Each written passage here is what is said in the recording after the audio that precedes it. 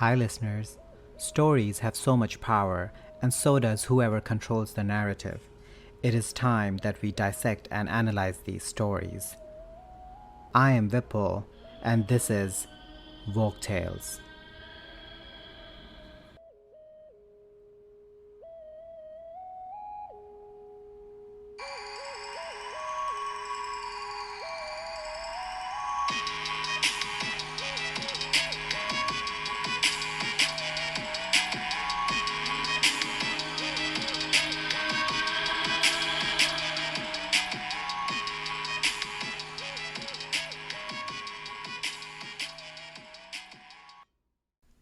Hi, everyone. This Tajik fairy tale is from Sergei Palastrov's 1986 collection of retelling folk tales from the Soviet Union, and begins with that commonest of themes, the royal father who's desperate to get his daughter married off. She is equally determined not to marry until she's good and ready. And on that note, it's story time.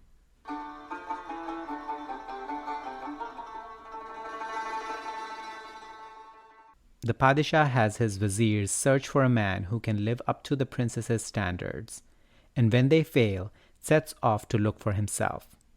He doesn't bring his daughter, which seems rather counterproductive, but perhaps that's all for the best because the man who stops him in his tracks is elderly with a beard as green as seaweed.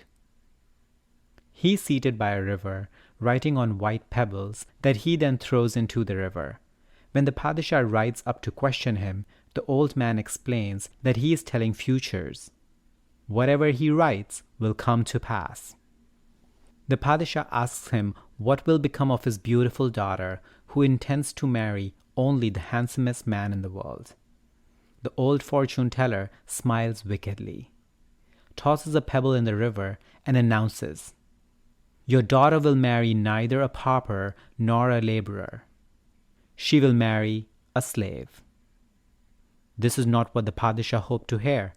Panic-stricken, he remembers a young male slave who is even now at work in his own palace and rides home straight away to avert the crisis.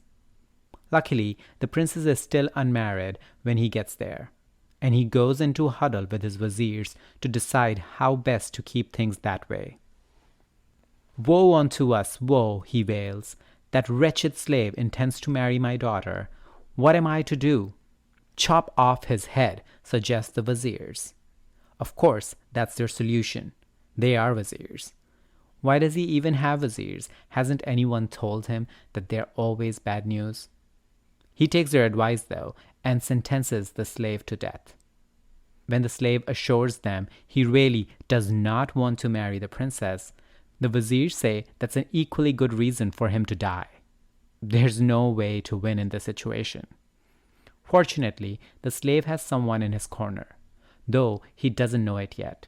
An ancient man arrives at the palace, carried on a rug by his neighbors, to protest against the Padishah's cruelty. His advice is to give the boy some fool's quest and send him off into the world, never to come back. And the Padishah, who has a certain reluctant respect for the wisdom of his elders, orders the slave to bring him 2 pearls the size of walnuts with the light of the moon inside them. If he finds them, he'll be granted his life and his freedom. If he doesn't, well, the executioner's always got space in his schedule, shall we say.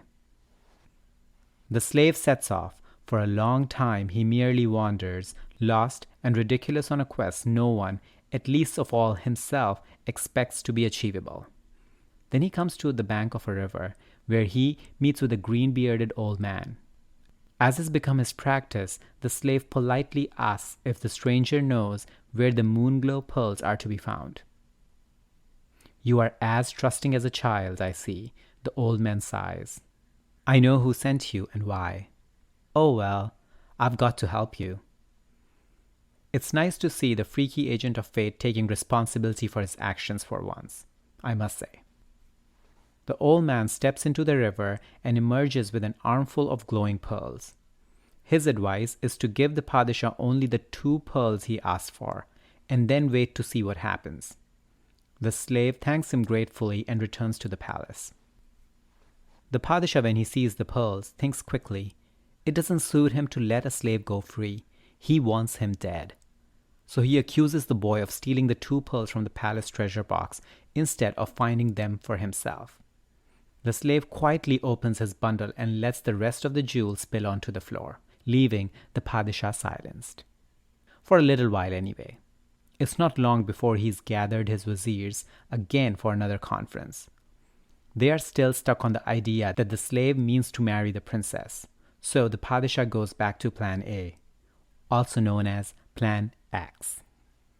His viziers, who are less convinced, don't want to outright disagree with him when he is in a mood like that. Their advice is to call the same ancient man who suggested the quest in the first place. And it's hardly surprising that when the Padishah does call him in, the old man's reaction is basically, "You made a promise, mate." Furiously, the Padishah tells his slave to go to the end of the world and work out how the sun and the moon rise. Surely that's impossible. Well, not for a good astronomer, but the slave doesn't know where to find one of those. For months, he travels through mountains and deserts, relying on the kindness of strangers for food. And they're not always very kind. Eventually, he comes to a mountain so high he cannot climb it. He just sits on the ground and stares at it sadly for so long that a pari, which means a fairy, who lives on the mountain takes pity on him, appearing to ask his business.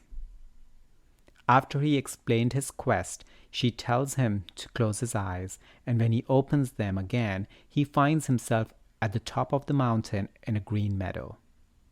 The pari leads him to a wide lake where the sun and the moon come to bathe. This lake does magic things, she explains. If you bathe in it right after the moon has taken a dip, you'll become even more handsome than you are now, and the Padishah's daughter will gladly marry you. The slave wearily explains that he really does not want to marry the princess. All he wants is to be free. That being the case, the pari advises that he wait until after the sun has swam in the lake, because then he will be granted extraordinary strength. So the slave waits through the day by the lake shore, until the sky darkens and the moon rolls into the water, making it sparkle silver. But the slave doesn't want beauty. He continues waiting. As dawn approaches, the moon dwindles, and this time, it's the sun's turn to bathe, emerging from the lake in fiery brilliance.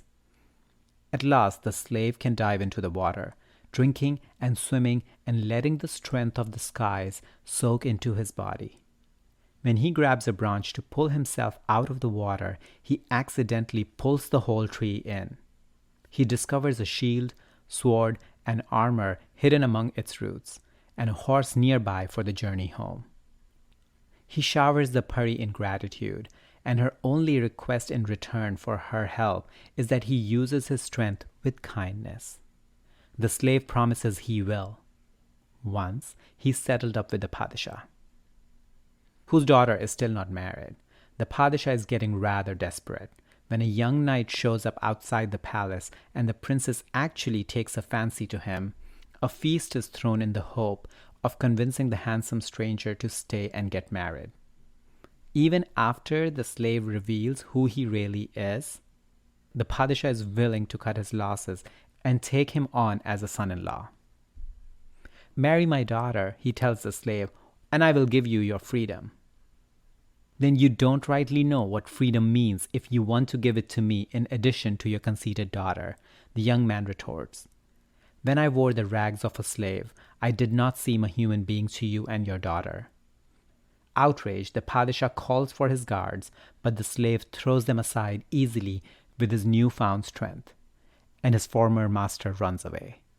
Leaving the palace behind, the man who was once a slave and is now a knight sets off to fight evil, defend the weak, and damn it, free the slaves. The end.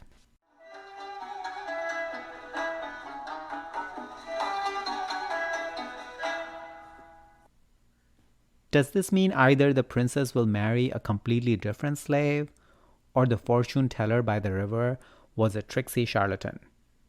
But either way, it's nice to see a pair of fairy tale characters so steadily refute tradition as this princess and this young hero both do. The retelling of this collection is rather down on the Padishah's daughter. I love the character of Slave, though, who doesn't seem to know he's in a fairy tale at all. He doesn't marry the princess. He doesn't marry the pari. In fact, nobody marries anybody. And nothing awful happens as punishment to the princess at the end. Maybe that fortune teller knew what he was doing after all. On that note, bye for now.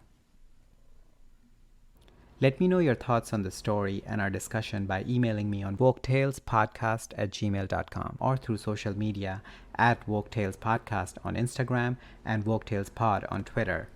And please rate, review, and like Woke Tales Podcast, and don't forget to subscribe so you can easily access our weekly stories. If you have any story recommendations, or if you want to come dissect and analyze a story with me, give me a shout out on email or social media, because whatever you do, keep dissecting and keep analyzing.